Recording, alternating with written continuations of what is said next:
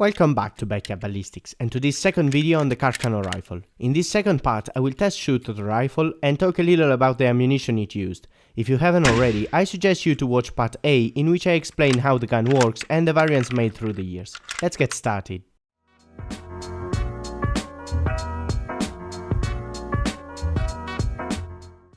First, let's talk about the cartridge. The majority of the Carcanos are chambered in the 6.5 by 52mm caliber, of which you are seeing an original cartridge here. It is physically similar to the 6.5 by 55mm Swedish, but produces a slightly lower muzzle energy at about 2500 joules when fired out of a rifle barrel, instead of the 3000 typical of the Swedish cartridge. The case is of modern shape, but the bullet is not. While by the early 900s all the armies that I know of had switched to a Spitzer rifle bullet, the 6.5 by 52 always remained in service with a round-nosed bullet. Of course it is nowadays possible to reload using Spitzer bullets, but they were never adopted for military use. At 160 grains, it is the heaviest bullet of its caliber with a very high length and sectional density. Finally, the real bullet diameter differs from any other 6.5mm caliber, as its size is .266 instead of the .264 used by all the others. Because of this, the only bullets you can generally find are undersized for the 6.5 Carcano, which could potentially harm the accuracy. Even loaded ammunition, in case you were able to find some, uses the common .264 bullets, and the only company to make thicker bullets is Hornady, who replicated both the shape and weight of the original military bullet. On the size though, they actually exceeded the original one, and their bullet measures .268, while all the military bullets loaded through the lifespan of the Carcanos measure between 266 and 267. Regarding the rifling, they came up with the solution of using a gain twist rifling, which according to sources of the time was needed to reduce the wear of the throat of the bore, and that started very slow at about 1 turn in 22 inches and ended at the muzzle with the 1 in 8 inches required by the length of the bullet. With the introduction of the model 9138 though, they went back to a constant twist rifling, and the same happened for the last iteration, the 9141. Since the old gain twist barrels have been linked to overpressures and I didn't have the time to investigate that phenomenon, I decided to do the test shoot with the 9141 rifle, which was also one of the best preserved I had available, having a very good bore. I loaded some cartridges with modern bullets, but finding some that were somewhat similar to the original military ones and had the same weight of 160 grains. I also modified some of them, increasing the size to the original diameter of .266 inches to see if the accuracy would be improved. Would you be able to guess how I increased the diameter? Tell me in the comments. So without further ado, let's go shooting.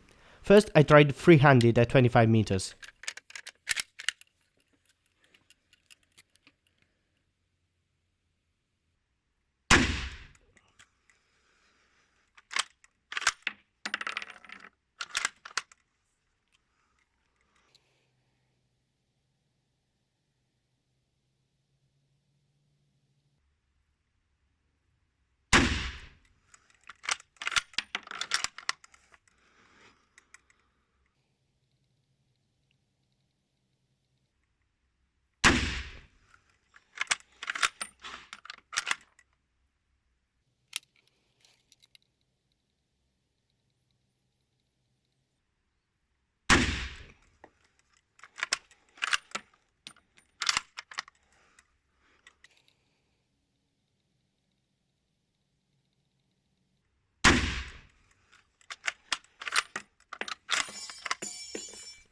Since everything worked out fine, I went to the 50 meters range and shot again, focusing on accuracy.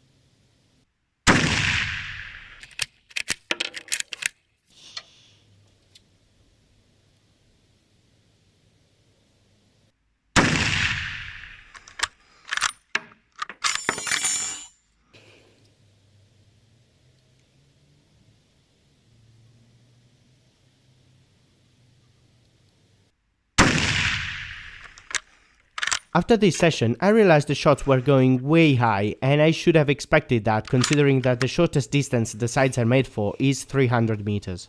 So I had to correct my aiming technique like you see here.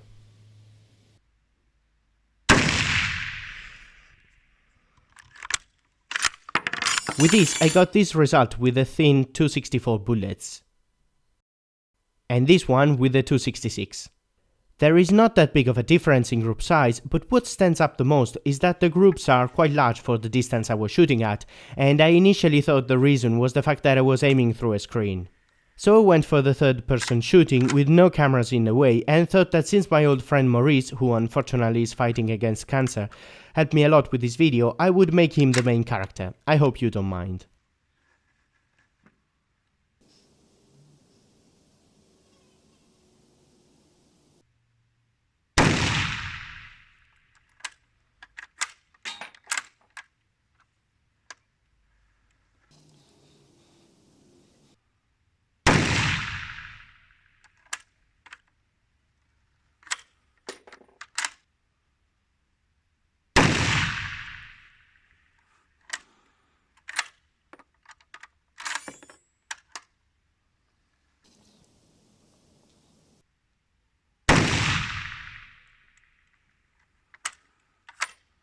When we went to check the target, we found out that they were quite similar to mine, and Maurice is quite a good shooter, so it looks like something wasn't quite right.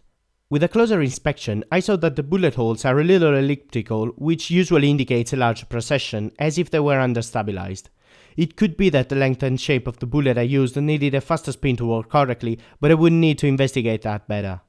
Anyway, after this we wanted to try out some original military ammo coming from the 50s, and you can see Maurice loading them in the rifle. Unfortunately, only a few of them worked due to the primer deterioration.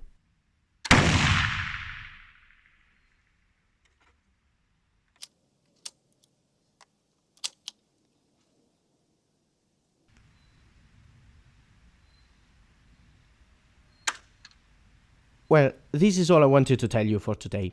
Don't forget to give me some feedback on the video in the comments, and consider subscribing if you like what you see. I'll see you next time. Bye.